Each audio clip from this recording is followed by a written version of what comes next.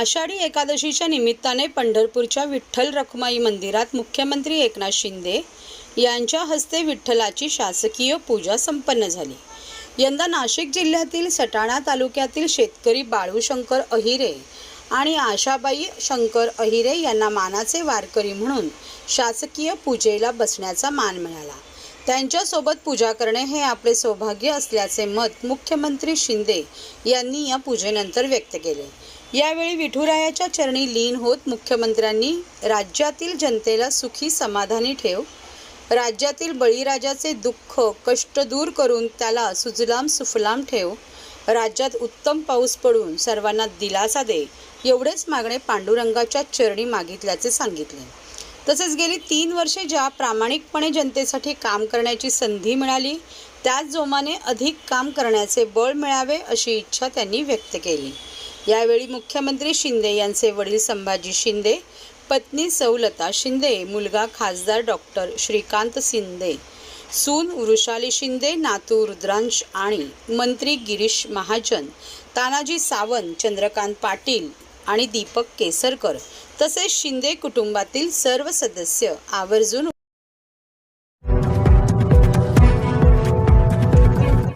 महाराष्ट्रातील भगिनींना आधार देणारी राज्य शासनाची मुख्यमंत्री माझी लाडकी बहीण योजना।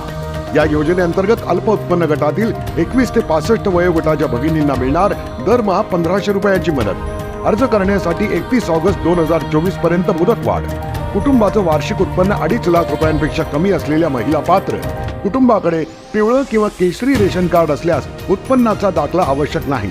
पांढरं रेशन कार्ड असेल किंवा रेशन कार्ड नसेल तर कुटुंबाचं वार्षिक उत्पन्न 2.5 लाखांपेक्षा कमी असल्याचा दाखला आवश्यक। योजनेसाठीचा ऑनलाईन अर्ज नारी शक्ती दूत ॲपवरून किंवा पोर्टलवर भरता येईल। ज्या भगिनींना ऑनलाईन अर्ज भरता येत नसेल त्यांच्यासाठी अंगणवाडी, ग्रामपंचायत, वॉर्ड ऑफिस, सेतू सुविधा केंद्रामध्ये किंवा आशाताई बचत गटाच्या CRP यांची मदत उपलब्ध।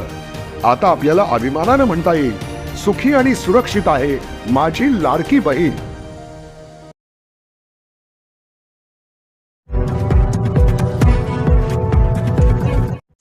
मंगळवारी करण्यात आलेल्या कारवाईत 251 किलो सिंगल यूज प्लास्टिक जप्त।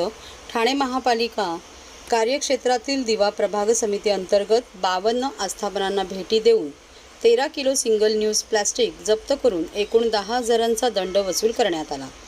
मुंब्रा प्रभाग समिती अंतर्गत एकूण 45 आस्थापनांना भेटी देऊन 56 किलो प्लास्टिक जप्त करून एकूण 18,500 रुपये इतका दंड वसूल करण्यात आला आहे। कळवा प्रभाग समिती अंतर्गत 35 आस्थापनांना भेटी देऊन 9 किलो प्लास्टिक जप्त करून एकूण 8,000चा दंड वसूल करण्यात आला। उथळसळ प्रभाग समिती अंतर्गत एकूण 40 आस्थापनांना भेटी देऊन 14.5 किलो सिंगल यूज प्लास्टिक जप्त करून एकूण 9,500 रुपयांचा दंड वसूल करण्यात आला। वागळे इस्टेट प्रभाग समिती अंतर्गत एकूण 56 आस्थापनांना भेटी देऊन 7.5 किलो सिंगल यूज प्लास्टिक जप्त करून एकूण 6,000चा दंड वसूल करण्यात आला आहे। वर्तकनगर प्रभाग समिती अंतर्गत एकूण 20 आस्थापनांना भेटी देऊन 4 किलो सिंगल यूज प्लास्टिक जप्त करून एकूण 5,000चा दंड वसूल करण्यात आला। माजिवडा मानपाडा प्रभाग समिती अंतर्गत एकूण 40 आस्थापनांना भेटी देऊन एकूण 147 किलो सिंगल यूज प्लास्टिक जप्त करून एकूण 24,000चा दंड वसूल करण्यात आला आहे, अशी माहिती ठाणे महापालिकेच्या मुख्य पर्यावरण अधिकारी मनीषा प्रधान यांनी दिली असून सदरची कारवाई नियमित सुरू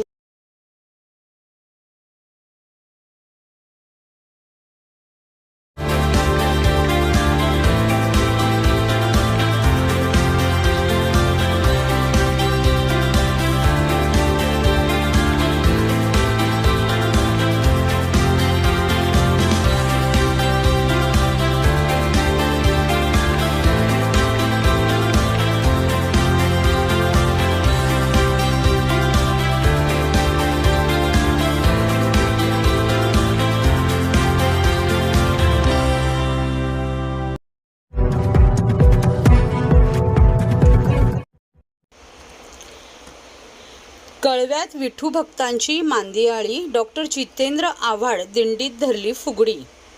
ठाणे कळवा येथील राष्ट्रवादी काँग्रेस शरदचंद्र पवार पक्षाच्या कार्यालयात आज विठू भक्तांची मांदियाळी आली. चंद्रभागा नदीत अभिषेक करून आणलेल्या विठ्ठल रखुमाईच्या मूर्तीचे दर्शन घेण्यासाठी संबंध कळवेकरांची रीक लागली होती. यावेळी काढलेल्या दिंडीत राष्ट्रवादी काँग्रेसचे राष्ट्रीय सरचिटणीस डॉक्टर जितेंद्र आव्हाड हे भक्तिरसात तल्लीन झाल्याचे चित्र दिसून आले. वारकऱ्यांच्या सोबत त्यांनीही टाळ मृदंगाच्या गजरात चक्क फुगडीचा फेरही धरला.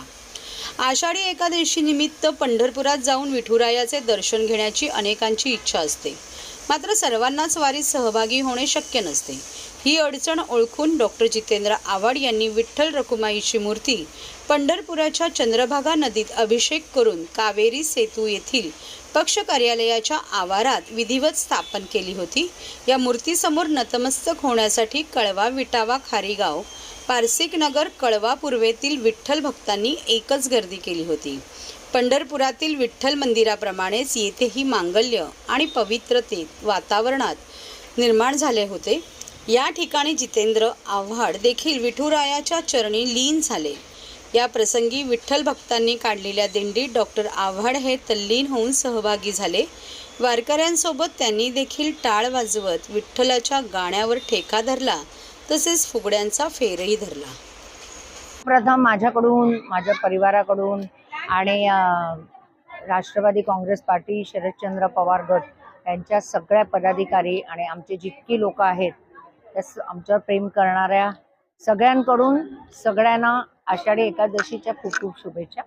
4 वर्ष आम्ही हा उपक्रम राबवतोय की सगळ्यांना पंढरीला जायला शक्य होत नाही, तर पंढरीच्या म्हणजे चंद्रभागेमधून आंघोळ करून आणलेल्या तिथे त्या जलाने पवित्र केलेल्या ह्या ज्या मूर्त्या आहेत, हे आम्ही सगळ्यांच्या दर्शनासाठी इथे ठेवतो.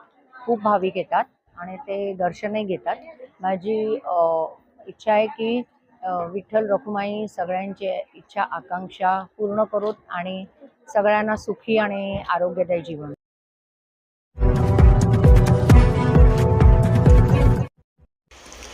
मुख्यमंत्री माझी लाडकी बहीण योजनेस महिलांचा उत्स्फूर्त प्रतिसाद. शहरात विविध ठिकाणी उभारले योजनेची माहिती देणारे फलक. सुट्टीच्या दिवशीही प्रभाग समिती स्तरावर स्वीकारले जाणार अर्ज. ठाणे महानगरपालिका क्षेत्रात मुख्यमंत्री माझी लाडकी बहीण योजनेस महिलांचा उत्स्फूर्त प्रतिसाद मिळत आहे. ही योजना जास्तीत जास्त महिलांपर्यंत पोहोचावी यासाठी महापालिका कार्यक्षेत्रातील विविध ठिकाणी माहिती देणारे फलकही उभारण्यात आले असल्याची माहिती महापालिका आयुक्त सौरवराव यांनी दिली. ठाणे महापालिका क्षेत्रात देखील मुख्यमंत्री माझी लाडकी बहीण योजनेचा लाभ घेणाऱ्या महिलांची संख्या मोठ्या प्रमाणावर आहे.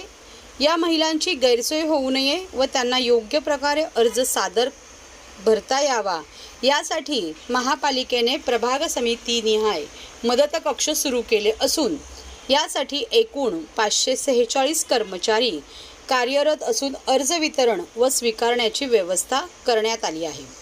ठाणे महापालिका मुख्यालय कर्मचारी, अंगणवाडी मदतनीस व सेविकांच्या माध्यमातून ऑनलाईन अर्ज अपलोड करण्याची कार्यवाही सुरू आहे.